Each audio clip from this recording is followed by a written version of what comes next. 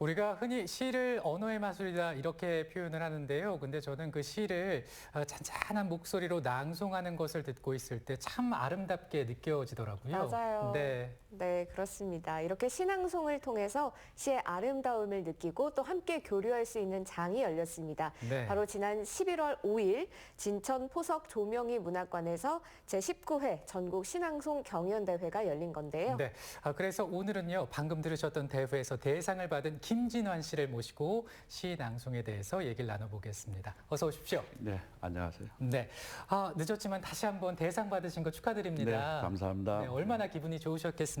네. 수상 소감 한 말씀 부탁드려도 될까요? 네, 감사합니다. 전혀 예상치 못했던 대상 호명에 무척 기쁘기도 했었고 네. 한편 떨리기도 했었습니다. 네.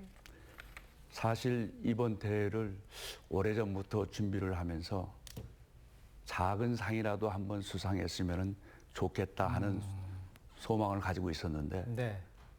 동상, 은상, 금상 차례로 호명될 때 저는 이제는 내년으로 미루어야 되겠구나. 아하. 내년에는 좀 더 열심히 해서 수상을 한번 해보도록 하겠다. 이런 생각이 문득 들었더랬습니다. 네. 근데 그런데 네. 갑자기 대상 호명이 되니 얼마나 떨렸겠습니까? 네. 한편으로는 울컥하기도 했었습니다. 네, 그러셨을 것 같습니다. 또 이번 대회가 진천 포석 조명희 문학관에서 열려서 그 의미가 더 깊다고 들었습니다. 네. 진천 포석 조명희 문학제 전국 신앙송 대회 어떤 대회인지 설명을 좀 부탁드릴게요. 네, 이 대회는 동양일보가 주최하고 전국 신앙송 경연대 조직위원회가 주관했습니다. 포석 조명희 문학제 기념 제19회 전국 신앙송 경연대회입니다. 포석 조명희 선생은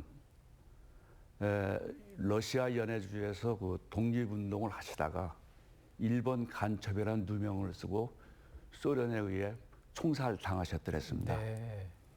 근데 그 후에 소련 군사 재판소로부터 무혐의가 인정이 되어서 복권이 됐었습니다. 네. 그거 우리 정부는 선생에게 건국 훈장 애국장을 추서했었죠. 특별히 이 대회는 일제 강점기의 그 독립운동가이시고 근대 문학과 항일 문학의 선구자이셨던 포석 조명희 선생의 뜨겁고 큰 삶을 기리기 위해 개최되는 전국 신앙송 경연대회입니다. 네. 19회째가 말해주듯이 전국 신앙송 경연대회 중에 가장 역사가 깊고 권위 있고 또 큰 대회로 자타가 인정하는 대회입니다. 저같이 신앙송을 공부하는 사람은 반드시 이 대회에 도전하여 평가를 받고 싶어하는 그런 대회이기도 합니다. 네. 또한 진천은 포석 조명희 선생이 태어나신 곳이기도 합니다. 네. 이렇게 전국 대회에서 그리고 아주 누구나 한 번쯤 도전해보고 싶은 그런 시낭송 대회에서 최고가 되신 겁니다. 대상을 받으셨으니까. 궁금해집니다. 원래 시낭송을 좀 전문적으로 어디에서 좀 배우셨습니까? 네, 전문적으로 배웠다기보다는 네. 4년 전 우연한 기회에 충북대 평생교육원에서 신앙송 교실이 처음으로 개설됨을 알고 등록을 하여 배우기 시작했습니다. 네. 과정은 한 학기 과정이었었는데 배움의 끈을 놓지 않겠다는 그런 생각으로 코로나 이전까지 계속 꾸준히 수강을 했었습니다. 그렇군요. 그럼 이번에 이제 포석 그 전국 신앙송 대회 참가하시는 것이 첫 대회 참가신가요? 아닙니다. 2018년도에 그 충북 도대 신앙송 경연대가 있었는데 거기에 첫 참가하여 동상을 수상했었고 그렇군요. 네. 이듬해인 2019년도에 포석 전국 신앙송 경연대회에 첫 참가하여서 그때도 동상을 수상했었습니다.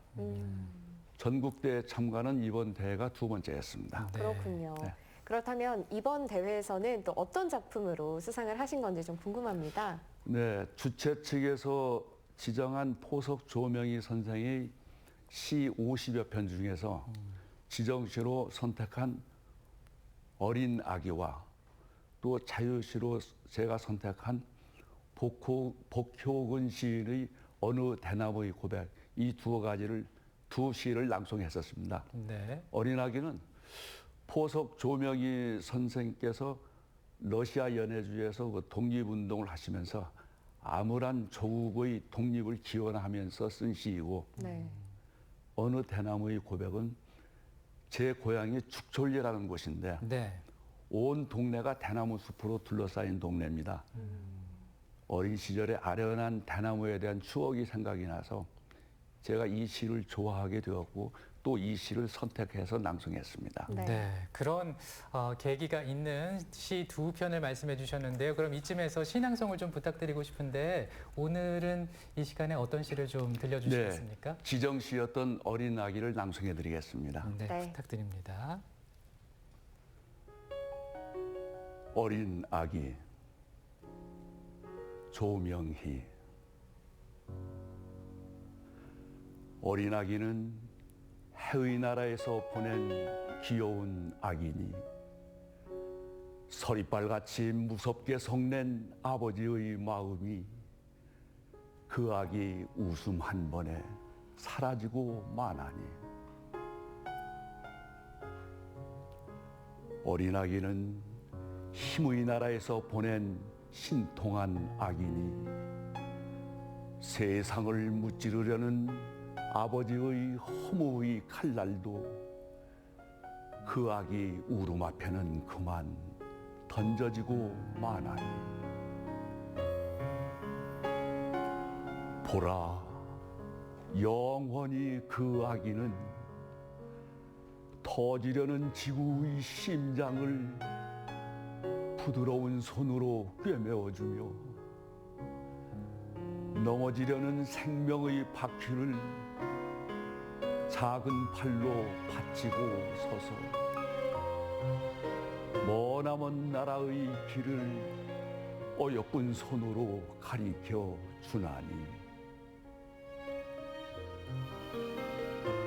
그러면 아기야 우리는 어찌하여야 좋으랴, 내게 무엇을 주어야 좋으랴, 저기 저 하늘의 별을 따주랴, 옳도다 별 따라가자 별 따라가, 영원히 영원히 별 따러 가자.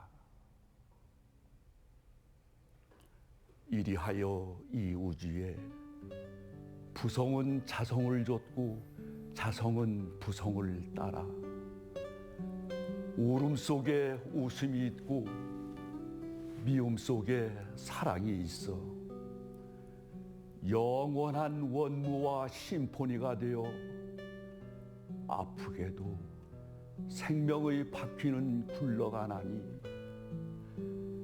새 별을 따면서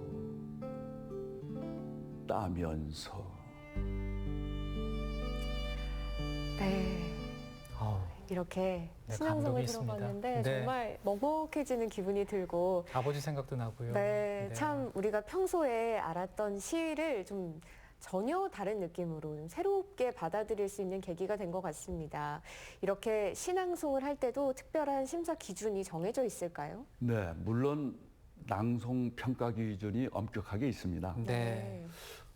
먼저 낭송시를 제대로 외우고 이해하고 표현하고 있는가를 중요하게 평가하고, 시 전문을 완벽하게 암송하는 것과 낭송하는 자의 자세, 정확한 발음, 호흡, 행과 연을 잘 구별하여 리듬 조절을 잘 하고 있는가, 또 마이크를 적절하게 사용하고 있는가 등등을 평가하고 있습니다. 네, 그런 기준이 있었기 때문에 또 대상을 수상하신 게 아닌가 싶습니다. 저는 아직도 마음속에 이렇게 울림이 좀 남아있는데요.